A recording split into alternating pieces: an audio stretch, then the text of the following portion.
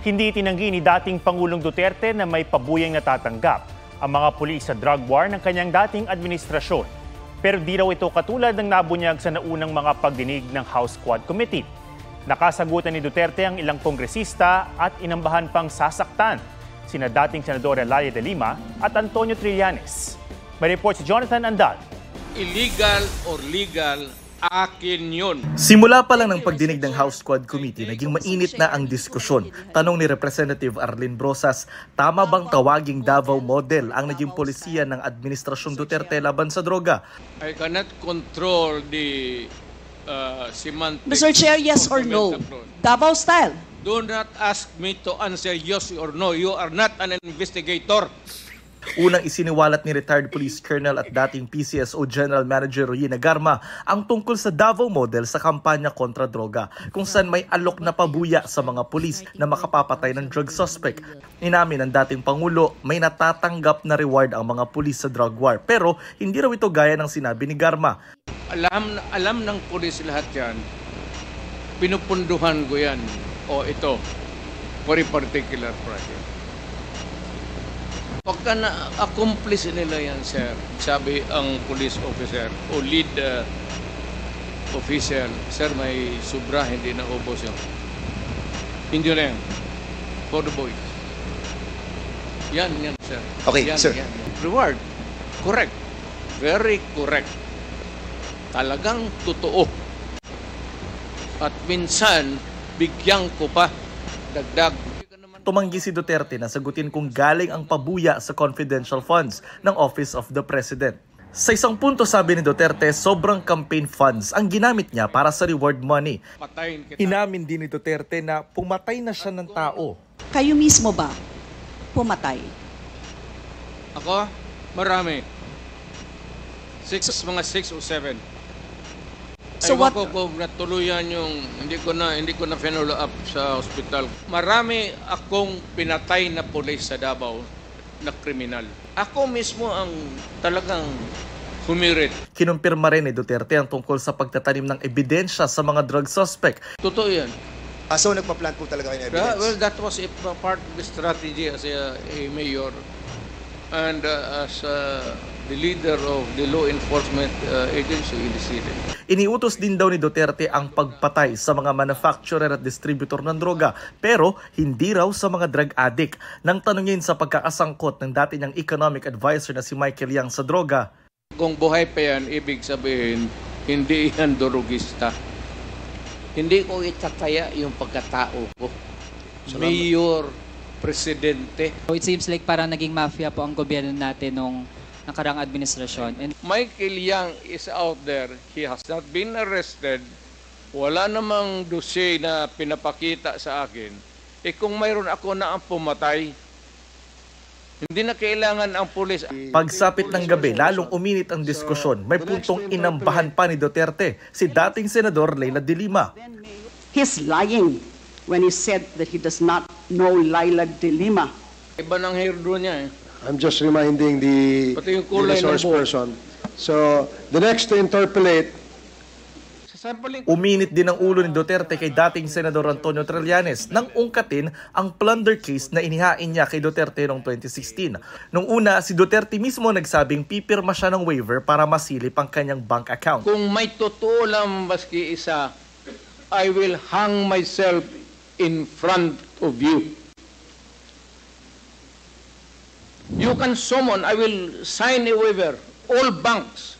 Kung may isang totoo lang nakiting, I will resign and I will ask my daughter to resign and everybody in the family. That is my guarantee. I will sign it, the document, tomorrow. Pero nang hamunin siya ni Trillanes na mag-draft at pumirma ng bank secrecy waiver ngayong araw, Kaya nga, mas maganda kung ma-draft na po natin yan ngayon para papirmahan niya yan dito, no? Para wala nang alibay. Anong kapalit, sir? Hindi. Sampalin ko siya sa publiko. Hindi. Wala naman. Hindi, ngayon na. Wala pong ganunan. Mr. Chairman. I'll give you no. Sasampalin ko sa Mr. Chairman. Session suspended. Session suspended.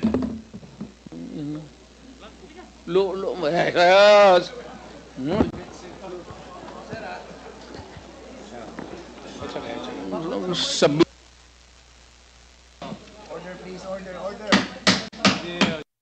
Jonathan Andal nagbabalita para sa GMA Integrated News. Handa raw si dating Pangulong Duterte na humarap sa investigasyon ng International Criminal Court o ICC.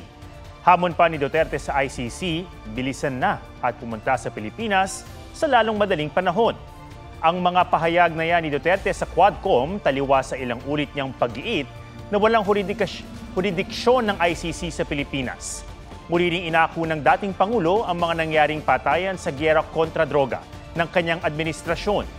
Kung mapapatunayang guilty, handa raw siyang makulong. I'm asking the ICC to hurry up and if possible they can come here and start the investigation tomorrow. This issue has been left hanging for so many years. Baka mamatay na ako, hindi na nila ako maimbestiga. Pagpunta na sila dito bukas, umpisahan na nila ang investigation. And if I am found guilty, I will go to prison and rot there for all time. Sabi naman ni Executive Secretary Lucas Bersamin na hindi tututulan o haharangin ng gobyerno sakaling gustong sumuko si Duterte. Ayon kay Bersamin, kung i-refer ng ICC ang proseso sa Interpol at magbibigay ang Interpol ng red notice sa Pilipinas, maoobliga ang bansa na ikonsidera ito. Ibig sabihin, kakailanganing makipagtulungan ng mga otoridad ng Pilipinas sa Interpol. Matapos basahin ang statement ni Bersamin sa pagdinig, nagbago muli ng pahayag si Duterte at sinabing walang jurisdiksyon ng ICC sa Pilipinas.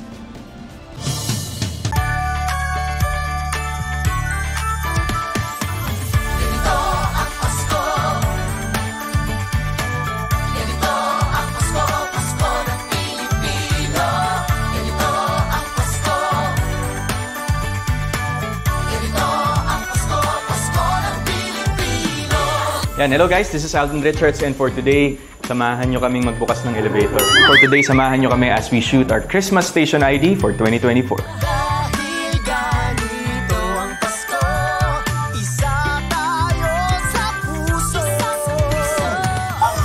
Hello po. Juan sana dapat si Bianca. Merry Christmas, mga kapuso! Merry Christmas! Yung mag-greet ka na Merry Christmas sa crush mo, gano'n. That's a good conversation starter. Merry Christmas sa crush mo.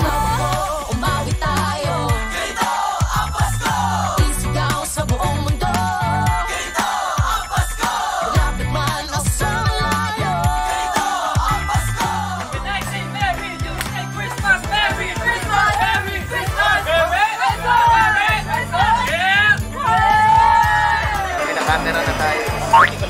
Isa lang, halo. Okay na. Thank you. Mag-Christmas party na kami. Bye! Merry Christmas mga kapuso! Ganito ang Pasko, Pasko ng Pilipino. Ganito ang Pasko, magkakasama tayo. Ganito ang Pasko, Pasko ng Pilipino. Ganito ang Pasko, tayo'y isa sa puso. Gawin ko camera yung... Ready guys? Thank you mga kapuso. Merry Christmas mga kapuso. Nagaganyo ka, proven yan 10 years na ako dito. Pasok ka sa edit. Mga ganyan. Ito mga second place. Ito yung number 1. Third place yung ganyan.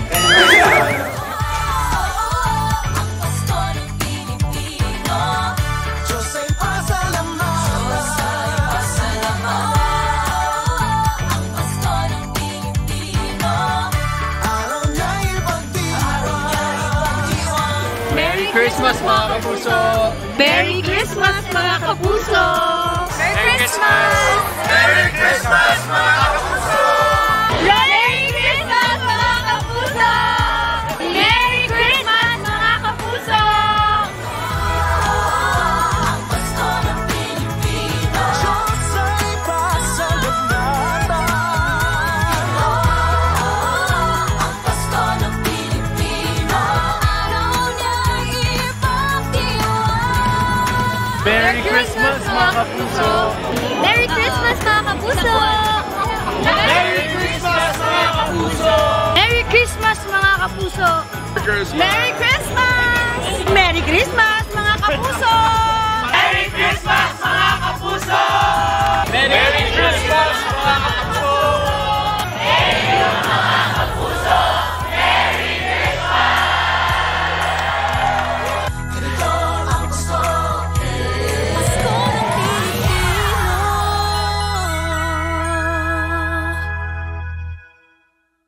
Wala pang 10 minuto, lusot na sa Senado ang 733 million pesos na budget ng Office of the Vice President para sa susunod na taon. Dumalo sa budget hearing si Vice President Sara Duterte. Anya, pinapaubay na niya ito sa Kongreso pero umaasa siyang may babalik ang proposed budget nilang 2 billion pesos. Kung di may babalik, nasa 200 personnel daw nila ang posibleng mawala ng trabaho. Maging si Senator Bongo, sinabing direktang makakaapekto ang budget cut sa serbisyo ng OVP. Pag-uusapan daw ito sa period of amendments. So merong talagang mga OVP personnel, particularly sa satellite offices na mawawalan ng trabaho. 200 contract of service personnel. Karamihan sa mga satellite offices. The closure of satellite offices is a possibility depending on the budget that we get. Naghahanda na namang lumikas ang ilang taga-Isabela at Cagayan dahil sa panibagong bagyong Ophel. Karamihan sa mga rescuers pagod at nagkakasakit na dahil sa sunod-sunod na operasyon. May report si James Agustin. Emosyonal ang ilang residente sa Alicia, Isabela na sinisikap bumangon sa pananalasa ng bagyong Nika. Mahirap po mawala ng bahay. Meron man gusto sana tumulong kahit konti lang. Nasira po lahat yung sagingan namin. Saka yung mga talong dun banda, nasira po lahat. Akadala po. Ngayong kailangan naman nila maghanda o lumikas dahil sa bagyong Ophel. 5 beses na nagpabalik-balik sa evacuation center ang ilang taga Tuguegarao City dahil sa sunod-sunod na bagyo.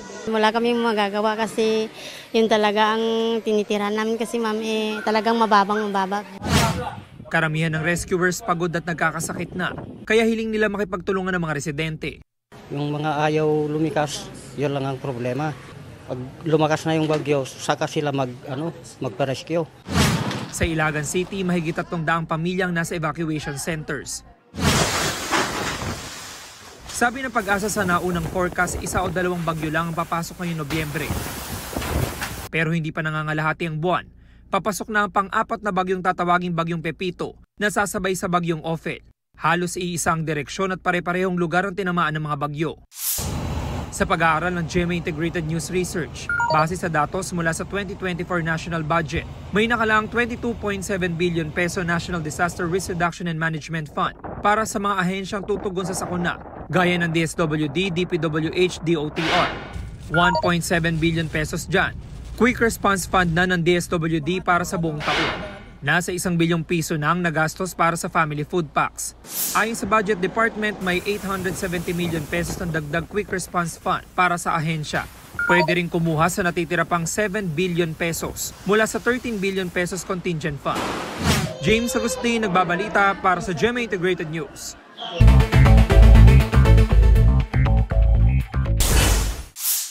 Kampo ni retired Police Colonel Roy Negarma, iginiit na hindi siya magtatago sa Amerika. Ayon sa abogado ni Garma, matagal ng plano ni Garma na bisitahin ang mga kaanak at magpahinga roon. Nakatakda raw humarap si Garma sa pagdinig ng Senado at Quadcom pagbalik. Kaugnay sa visa ni Garma, pinayagan siya makalipad kasi wala naman daw problema rito. Palaisipan sa kanila kung bakit hinarang sa Amerika si Garma at kanyang anak. Wala raw dahilan para kanselahin ang visa ni Garma dahil walang kaso sa korte laban sa kanya.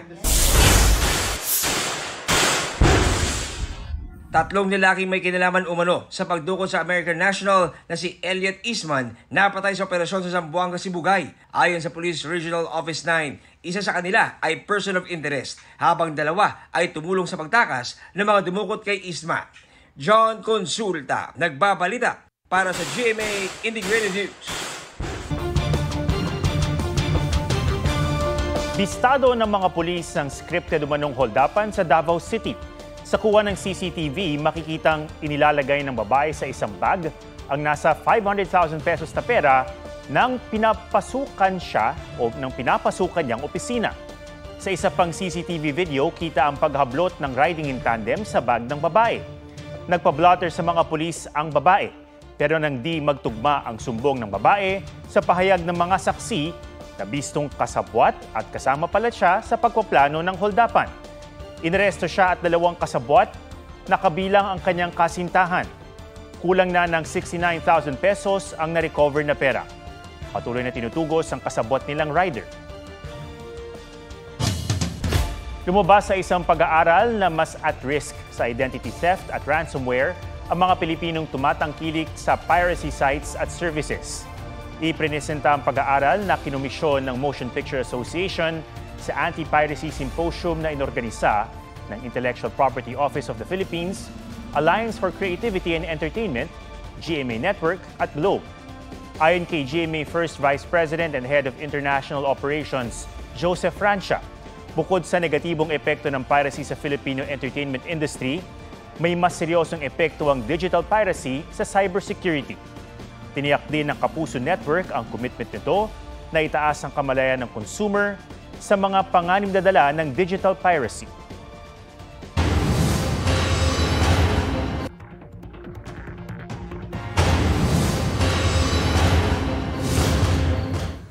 Nagbabagang lava ang ibinuga ng Mount Lewotobo, Laki-Laki sa Indonesia.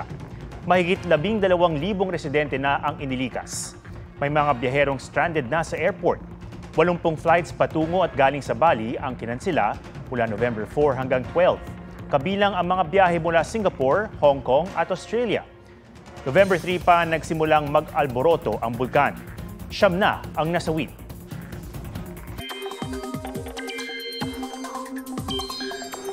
Dalawang bagyo ang posibleng magsabay sa loob ng Philippine Area of Responsibility bukas. Una riyan ang bagyong Ophel na huling namataan ng Pag-asa, 425 kilometers east ng Baler, Aurora. May lakas yan ng hangin na 130 kilometers per hour at buksong aabot sa 160 kilometers per hour. Kumikilos yan pa west-northwest sa bilis na 20 kilometers per hour. Nakataas ang signal number 2 sa Cagayan, kabilang ang Babuyan Islands, northern at eastern portions ng Isabela, Apayao, at northern portion ng Ilocos Norte.